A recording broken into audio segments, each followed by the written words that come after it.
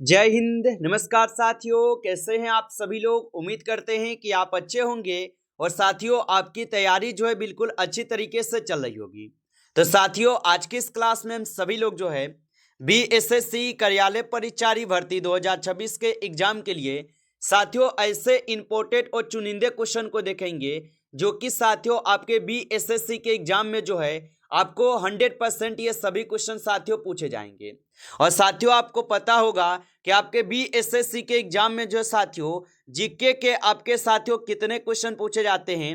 तो याद रखिएगा जीके के साथियों आपके यहाँ पे 40 क्वेश्चन पूछे जाएंगे और मैथ के साथियों यहाँ पे आपसे जो है 30 प्रश्न पूछे जाएंगे और हिंदी के भी साथियों आपसे यहाँ पे 30 प्रश्न पूछे जाएंगे। यानी कुल साथियों आपसे जो 100 प्रश्न पूछे जाते हैं। और आज के इस क्लास में हम साथियों हिंदी के क्वेश्चन को देखेंगे जो कि आपके एग्जाम के लिए काफ़ी ही इम्पोर्टेंट है। तो आप इस क्लास को बिल्कुल अच्छे से देखिएगा। इस क्लास में हम हिंदी के जो है कुल 30 प्रश्नों को अच्छे से देखेंगे जिससे कि आप अपने एग्जाम में हिंदी में 30 प्रश्न को अच्छे से बना पाएंगे। तो चलिए क्लास को स्टार्ट करते हैं।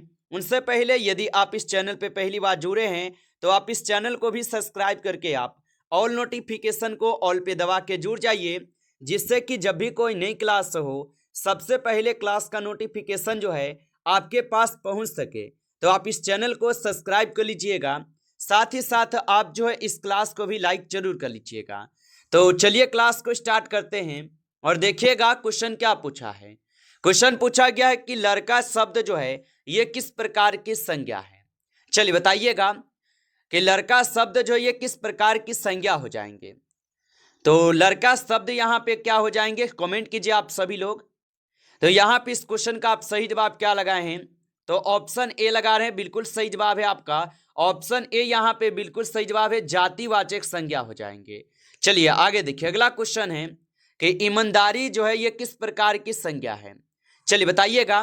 बिल्कुल हम आपको 5 सेकेंड का सभी लोगों को समय दे रहे हैं। अगर आपको क्वेश्चन का आंसर पता हो तो आप जरूर कमेंट में करके बताइए और बताइएगा आप कि ईमानदारी जो ये किस प्रकार की संज्ञा है।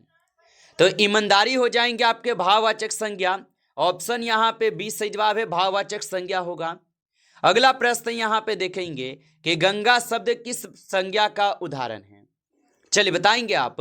तो गंगा शब्द किस प्रकार का यहाँ पे संज्ञा है। तो गंगा शब्द अगर आप देखेंगे तो गंगा एक खास नाम है, इसीलिए इसे आप क्या कहेंगे, व्यक्तिवाचक संज्ञा। बिल्कुल ऑप्शन सी लगाए हैं तो सही जवाब है आपका, व्यक्तिवाचक संज्ञा है। आगे देखिए, अगला प्रश्न है कि झुंड शब्द किस प्रकार की संज्ञा है। चलिए बताइएगा।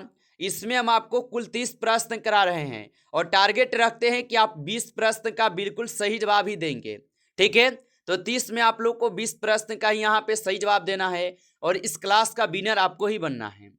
चलिए बताएंगे। तो झुंड शब्द किस प्रकार की संज्ञा है।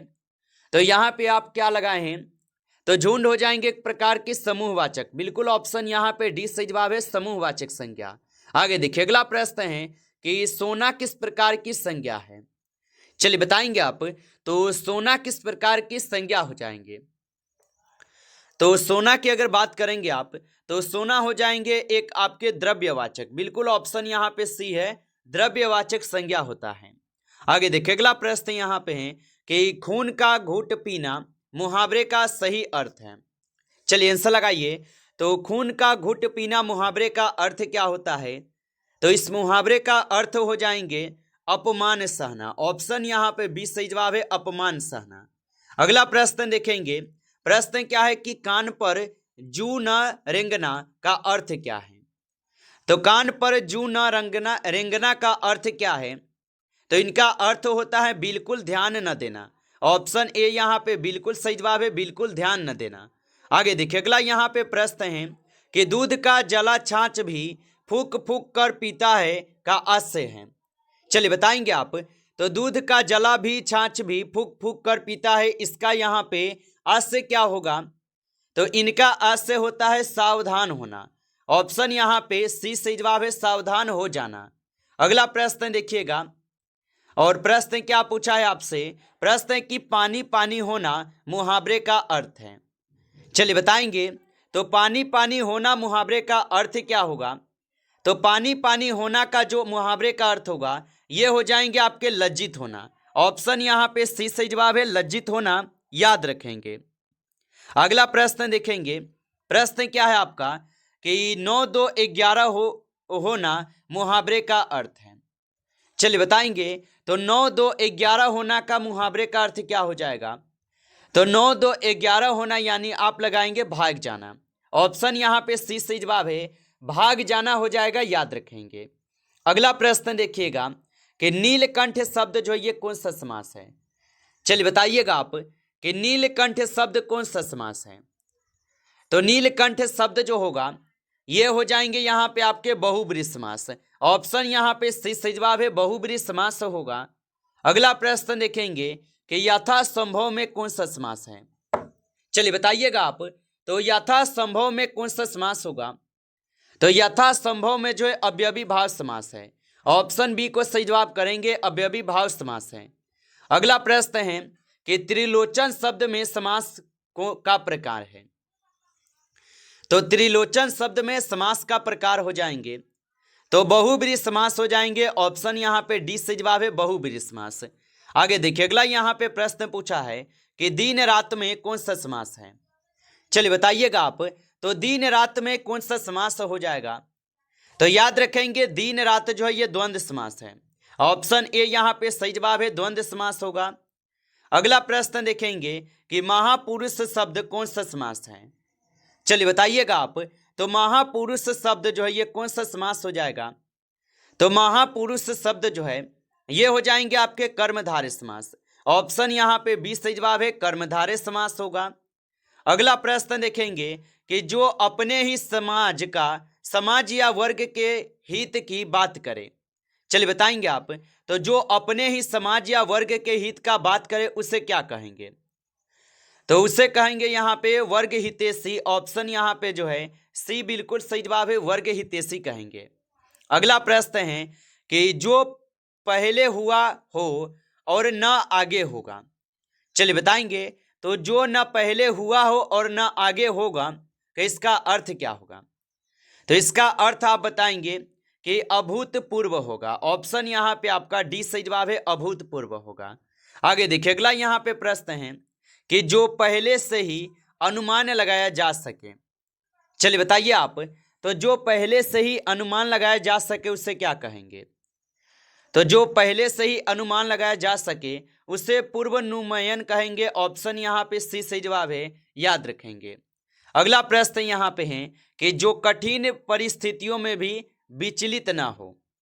चलिए बताएंगे। तो जो कठिन परिस्थितियों में भी विचलित ना हो। तो जो कठिन परिस्थितियों में भी विचलित ना हो उसे स्थिर चित्त कहते हैं। ऑप्शन यहाँ पे बी सही जवाब है। अगला प्रश्न देखेंगे कि क्रोध का उपयुक्त पर्यायवाची है।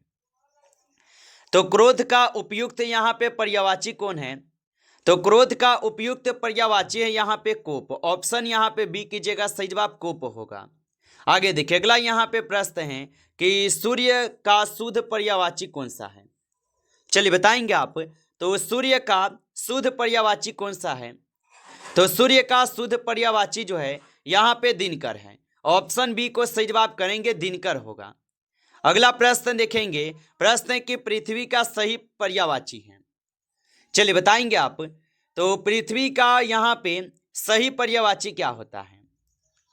तो पृथ्वी का सही पर्यायवाची धारा होगा। ऑप्शन बी को सही जवाब करेंगे, धारा हो जाएगा। अगला प्रश्न देखिएगा। प्रश्न क्या है कि राजा का पर्यायवाची नहीं है। चलिए बताएंगे आप।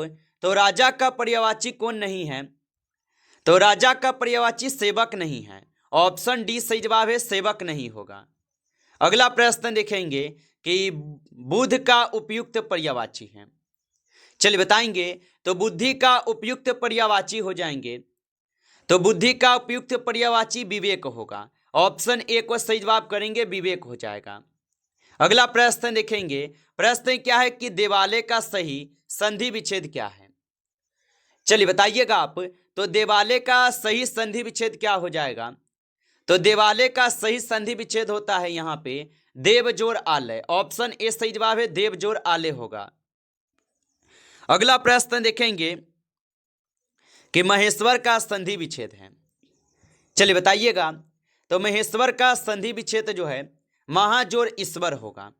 ऑप्शन ए सही जवाब है, महाजोड़ ईश्वर होगा। अगला प्रश्न है कि राजश्री का संधि विच्छेद क्या है? चलिए बताएंगे आप। तो राजश्री का संधि विच्छेद क्या होगा? तो राजश्री का संधि विच्छेद होता है राज जोड़ ऋषि। ऑप्शन यहाँ पे बी सही जवाब है, राज जोड़ ऋषि होगा। अगला प्रश्न यहाँ पे कि गिरिराज का संधि विच्छेद है। चलिए बताइएगा। तो गिरिराज का संधि विच्छेद क्या होता है? तो गिरिराज का संधि विच्छेद जो है यहाँ पे हो जाएंगे आपके गिरि जोड़ राज। ऑप्शन यहाँ पे बी आपका सही जवाब है, गिरि जोड़ राज हो जाएंगे। आगे देखिए अगला प्रश्न है कि लोकहित का सही संधि विच्छेद क्या है? तो लोकहित का संधि विच्छेद क्या हो जाएगा? तो लोकहित का संधि विच्छेद हो जाएगा लोक जोड़ हित। ऑप्शन ए यहाँ पे सही जवाब है, लोक जोड़ हित होगा। नमस्कार साथियों, इस क्लास में आपके टॉप 30 क्वेश्चन थे जो काफी इंपॉर्टेंट और चुनिंदे क्वेश्चन थे। ये सभी क्वेश्चन साथियों, यदि आपको क्लास अच्छा लगा हो तो आप इस क्लास को लाइक कर लीजिए।